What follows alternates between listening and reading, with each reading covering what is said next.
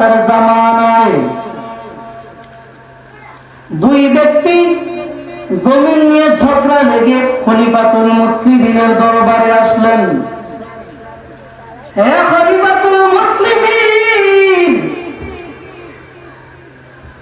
আপনার কাছে আমি একটি বিচার যাওয়ার জন্য আসছি। ওমর রাদিয়াল্লাহু তাআলা আনহু বলেন, দাঁড়াও, কিছু সময় অপেক্ষা করো। ওমর রাদিয়াল্লাহু তাআলা আনহু খাবার খাওয়ার জন্য একটা কলসি হাতে নিলেন, পানি আনার জন্য দূর একটু চলে যায়। ওই লোকটা ওমর রাদিয়াল্লাহু তাআলা আনহুর পিছনে পিছনে দৌড়ায়। হে ওমর, দাঁড়াও, তোমার কাছে আমার একটি অভিযোগ আছে, তুমি আগে শুনে নাও। ওমর রাদিয়াল্লাহু তাআলা আনহু ওই কলসির ভিতরে পানি নিয়ে যখন আসতেছেন, ওই লোক বলে, ওমর দাঁড়াও, আমার অভিযোগ তুমি আগে শুনে নাও। ওমর বলে, বলো ভাই, তোমার অভিযোগটা বলো। ওই লোক বলে, আমার অভিযোগ বড় লম্বা, তুমি বসে পড়ো। ওমর বলে, ভাই তুমি বলো, আমি তোমার অভিযোগ শুনবো। ওই লোক বলে, তোমার হাতে কলসি ভরা পানি, তুমি পানিটা নিচে রেখে দাও। ওমর রাদিয়াল্লাহু তাআলা আনহু ওই কলসিটাকে পায়ের উপর রেখে বসলেন। বসার পর বললেন, ভাই তুমি বলো। ওই লোক ডেকে বলে, ভাই ওমর, আপনার কলসিটা আপনার লানের উপর, আপনি কষ্ট পাবেন, আপনার কলসিটা মাটিতে রাখুন। ওমর রাদিয়াল্লাহু তাআলা বলেন, না রে ভাই, তোমার অভিযোগ তুমি বলো, আমি শুনবো। এবার ওই লোকটা বলে, ওমর, তোমার কলসি মাটিতে রাখো, লম্বা অভিযোগ তোমাকে শোনাতে হবে, তোমার কলসি মাটিতে রাখো। ওমর বলে, ভাই,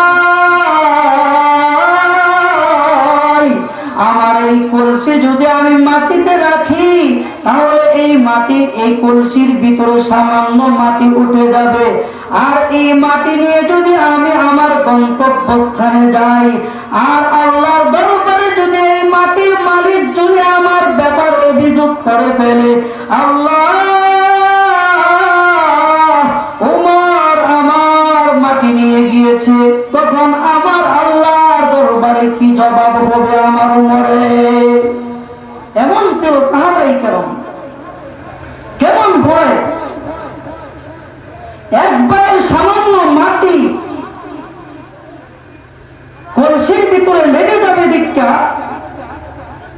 তার কলসিকে তার পায়ের উপর রেখে ওই লোকের অভিযোগ শুনে শেষ করলেন। ওই লোক বলেন যে, আমি যেই অভিযোগ দেওয়ার জন্য আপনার কাছে আসছি, সেই অভিযোগ শেষ হয়ে গেল আপনার এই সততা দেখি। এমন ছিলেন সাহাবায়ে কেরাম রাদিয়াল্লাহু তাআলা আনহু। ওমর রাদিয়াল্লাহু তাআলা আনহু খেলাফতের জামানায় প্রজাদেরকে দেখাবার জন্য রাস্তায় বের হয়ে যান। রাস্তায় যখন বের হয়ে যায়, তখন তাকে দেখে একজন রাখাল তার বকরি চালাচ্ছে। ওমর ডেকে বলে, রাখাল ভাই, তুমি আমাকে এক দুধ দাও, আমার ক্ষুধা লেগেছে।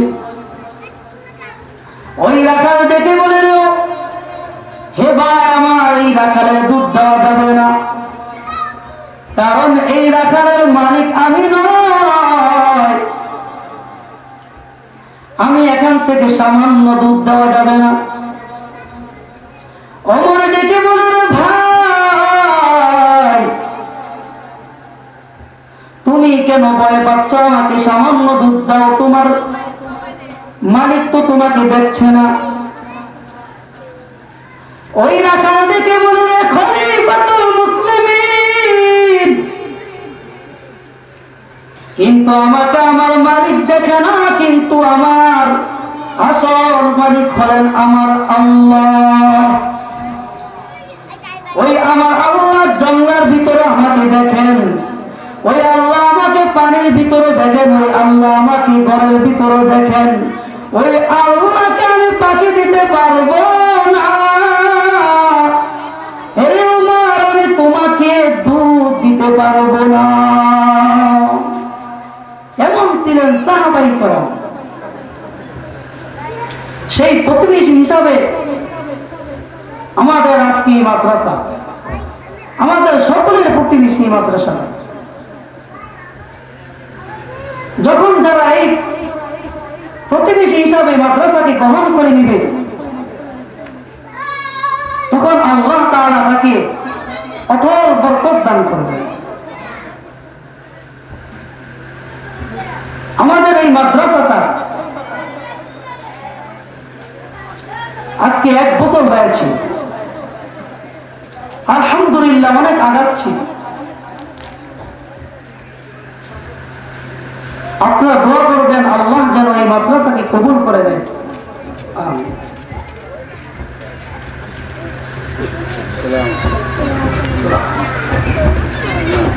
ভালো আছি আলহামদুলিল্লাহ।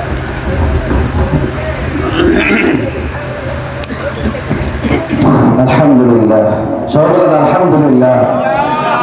আমাদের প্রধান অতিথি, প্রধান বক্তা, প্রধান আকর্ষণ জনাব আলহাজ হযরত মাওলানা মাহবুব আলাহি সাহেব, মুহতামি মুজানি মাদ্রাসা দামাত বরকাতুহু আমাদের সামনে উপস্থিত আছেন। সকলে বলে আলহামদুলিল্লাহ, আরো জোরে বলে আলহামদুলিল্লাহ।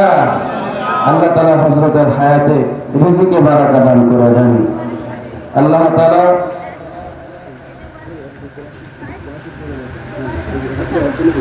এখন 60 জন ছাত্রের হেফজ সবক উস্তাদের